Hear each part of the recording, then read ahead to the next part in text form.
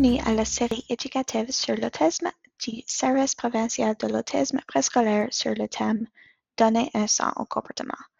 Les informations contenues dans cette vidéo sont destinées aux parents, aux familles et aux soignants de personnes atteintes de troubles du spectre autistique et fournissent des informations d'introduction sur la compréhension du comportement et des stratégies de soutien utiles. Les informations contenues dans cette vidéo ne visent pas à remplacer une évaluation médicale individualisée ou des recommandations de traitement. Si vous avez des inquiétudes au sujet de votre enfant, veuillez consulter avec votre médecin de famille, votre infirmière praticienne ou votre équipe de traitement. Le centre de santé EWK se trouve à Mi'kmaq, le territoire ancestral non cédé du peuple Mi'kmaq depuis plus que 13 000 ans. Le centre de santé EWK offre aux communautés Mi'kmaq et à la Nouvelle-Écosse des services de soins aux femmes, aux enfants, aux jeunes, aux familles et aux personnes de divers genres.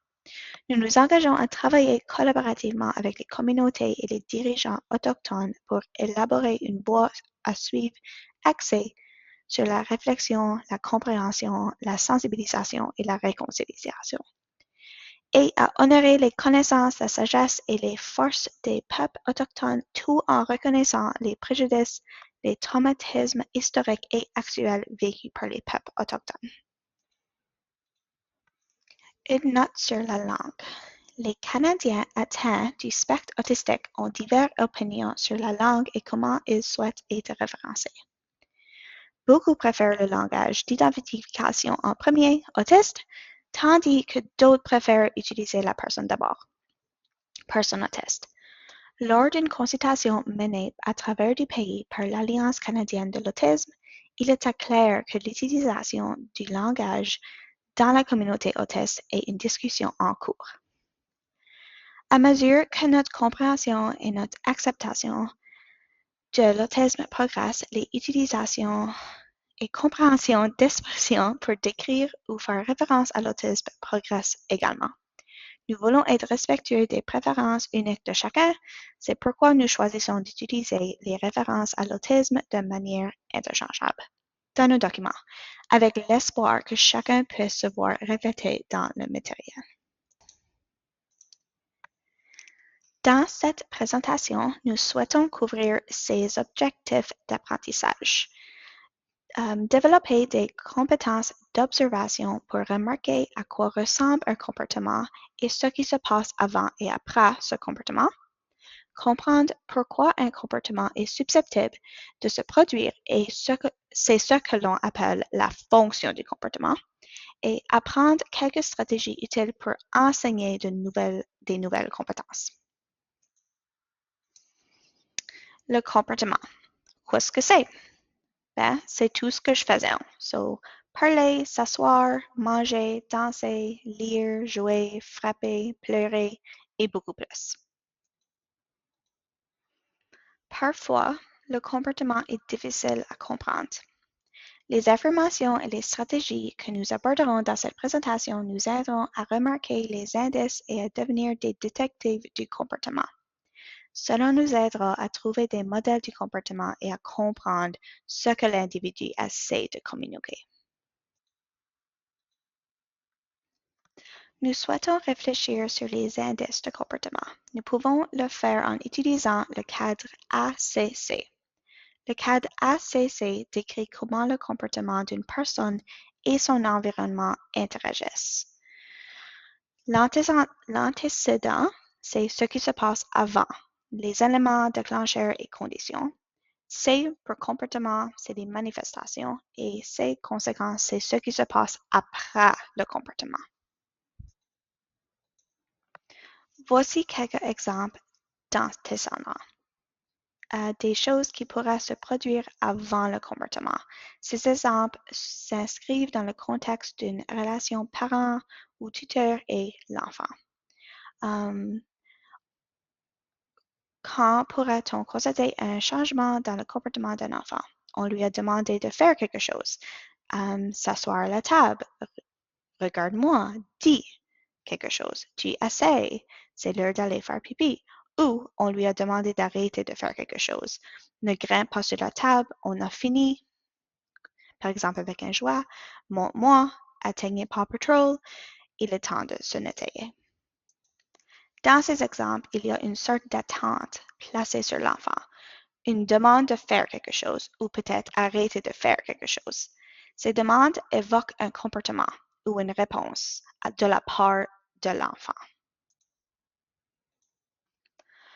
Prenons un moment pour réfléchir à la façon dont votre enfant ou votre proche peut réagir dans ces situations.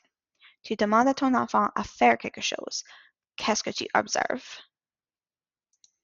Qu'est-ce qui arrive si tu demandes à ton enfant d'arrêter quelque chose? Qu'est-ce qui arrive ensuite? À quoi ressemble ce comportement? Votre enfant atteint-tu Paw Patrol ou continue de regarder?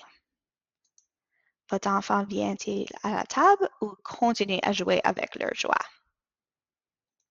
Ou quelque chose d'autre peut arriver. Cette image est censée représenter une variété de comportements qui peuvent se produire, différents du comportement ce que nous recherchons dans ce moment-là. Des exemples de ces comportements peuvent inclure refuser, ignorer, négocier, pleurer, crier, adopter un comportement physique avec eux-mêmes ou avec d'autres. Ce petit garçon, par exemple, a jeté son corps par terre. Compétences. De nombreuses familles partagent ces exemples de comportements qui peuvent constituer un défi. N'oubliez pas que le comportement représente un moyen de communication. Ensemble, nous pouvons découvrir quelles compétences nous pouvons enseigner dans ces moments-là. Le cadre ACC nous permet de recueillir des informations importantes sur le comportement préoccupant. Cela nous informe également sur les compétences à enseigner pour contribuer à réduire les comportements préoccupants. Le cadre ACC nous permet de recueillir des informations importantes sur le comportement préoccupant. Cela nous informe également sur les compétences à enseigner pour contribuer à réduire les comportements préoccupants. Exemple de plan. Dans cet exemple, nous pouvons voir que l'antécédent est que maman a demandé à Toby de faire quelque chose. Le comportement est que Toby n'a pas suivi les instructions et a continué à regarder l'émission. Dans cet exemple, la maman l'a laissé tranquille. Qu'est-ce que Toby a appris grâce à cette expérience? Voici un autre exemple. Alors que l'antécédent est que la gardienne lui a demandé de venir à la table. Le comportement est qu'Angus s'est laissé tomber par terre, pleurer et a cogné ses pieds contre le sol. La gardienne s'est assise par terre avec Angus et a chanté une chanson pour l'aider à se calmer. Angus a commencé à sourire et à chanter. Qu'est-ce que Angus a appris dans ce scénario? Alors, un peu plus loin, et parlons de la conséquence et de son impact sur la façon dont nous apprenons. Le mot conséquence est souvent associé avec des actions négatives. Cependant, dans notre cas, il s'agit en réalité de tous changements dans l'environnement ou de l'action d'une personne, ce qui produit immédiatement pendant ou après le changement du comportement. Ne vous inquiétez pas, nous deviendrons ensemble détectives du comportement et nous pratiquerons une fois que nous en aurons appris un peu plus. Ce que nous savons des conséquences sont les suivants. Ils peuvent augmenter ou diminuer le comportement, ce qui dépend généralement du fait que la conséquence corresponde au pourquoi du comportement.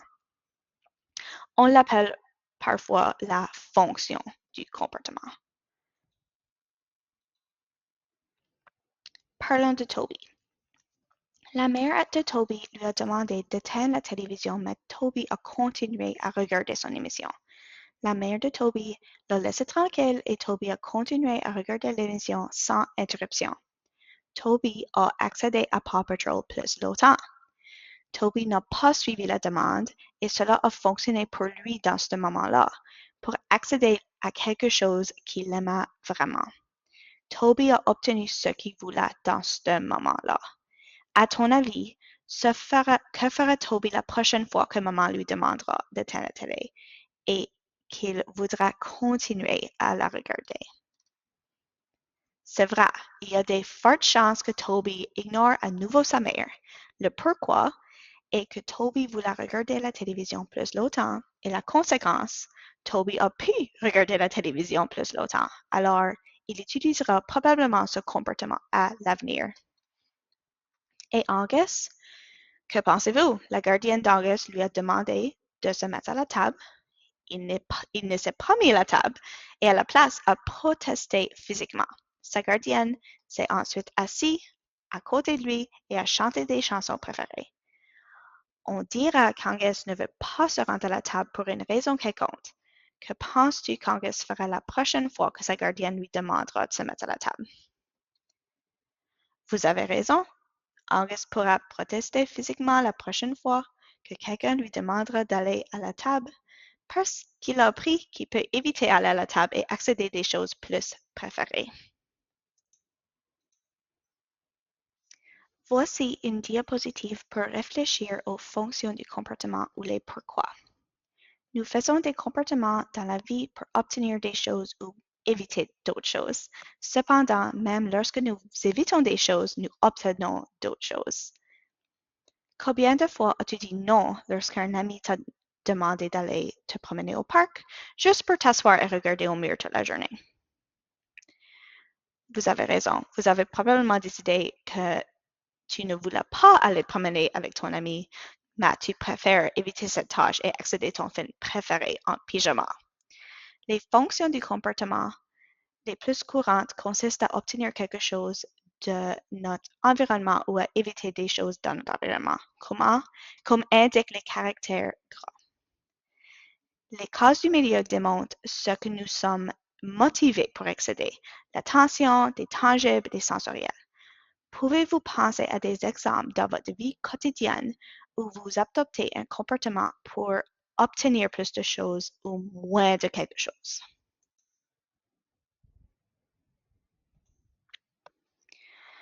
Le cas de ACC nous montre que le comportement ne se produit pas de manière isolée.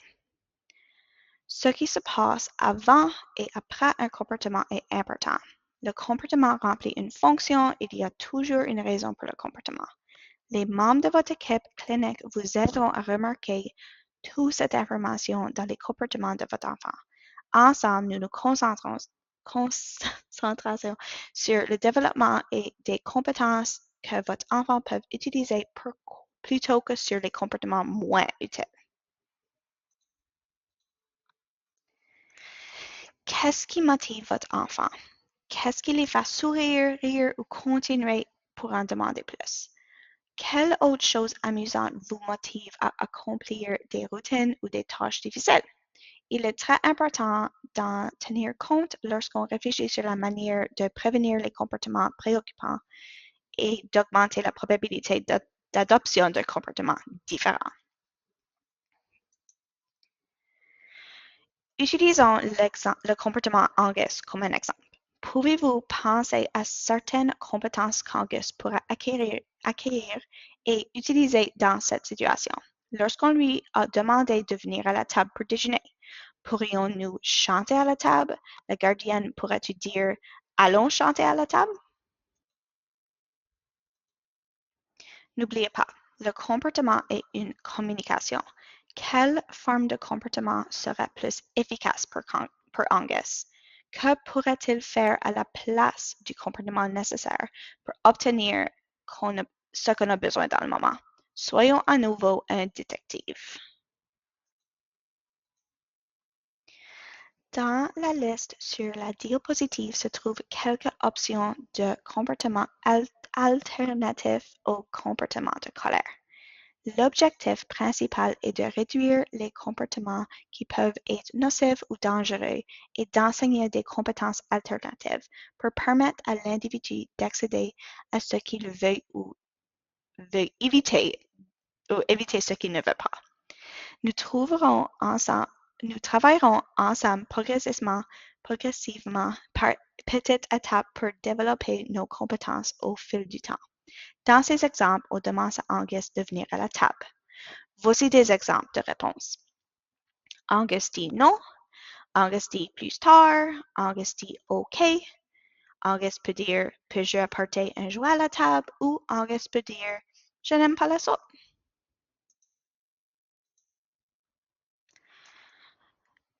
Lorsque ces comportements alternatifs sont observés, il est très important de reconnaître que c'est le comportement que nous souhaitons voir davantage. Ce sont des comportements sûrs et efficaces qui permettent à l'enfant d'obtenir ce qu'il veut et ce qu'ils avons besoin. Il est important de reconnaître et féliciter leur communication verbale. C'est ce qu'on appelle le renforcement. Le renforcement n'est qu'un mot sophistiqué pour désigner une récompense. Nous ajoutons ou supprimons essentiellement quelque chose après un changement de comportement pour enseigner à l'enfant que le nouveau comportement est efficace et le renforcer au fil du temps.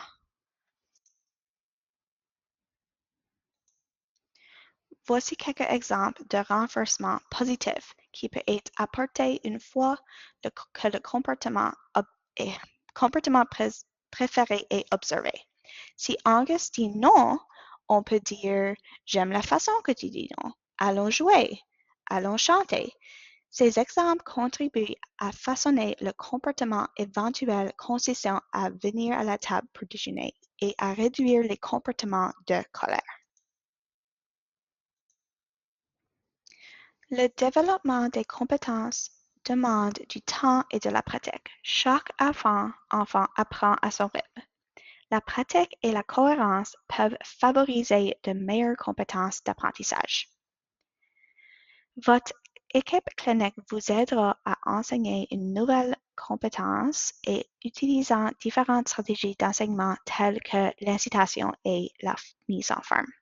L'incitation peut signifier modeler le langage pour l'enfant. Par exemple, à l'heure du déjeuner, la gardienne peut modéliser Angus, tu peux dire non ou je ne veux pas aller à la table pour y montrer le langage lorsqu'elle demande à Angus de venir à la table. En utilisant la communication, Angus a un comportement alternatif à la crise de colère et parvient toujours à satisfaire ses besoins dans ce moment-là. La pratique et la cohérence sont importants au fil du temps. En conclusion, comprendre pourquoi les comportements se produisent est une étape essentielle dans la réflexion sur les compétences que nous pouvons enseigner. Votre équipe clinique vous aidera à élaborer un plan individualisé pour développer vos compétences et réduire les comportements moins utiles et ceux qui peuvent nuire à vous-même ou à d'autres. Développer des compétences aide à vivre une vie plus calme et offre un meilleur accès à ce qui apporte de la joie à l'enfant et à la famille. Merci d'avoir regardé cette vidéo sur donner du sens au comportement. Nous espérons que cette vidéo a été un outil d'apprentissage utile. Sachez que les stratégies que vous avez découvertes dans cette vidéo seront soutenues par les cliniciens formés dans des scénarios réels au sein du service provincial d'autisme préscolaire. Nous avons hâte de collaborer avec vous. Merci.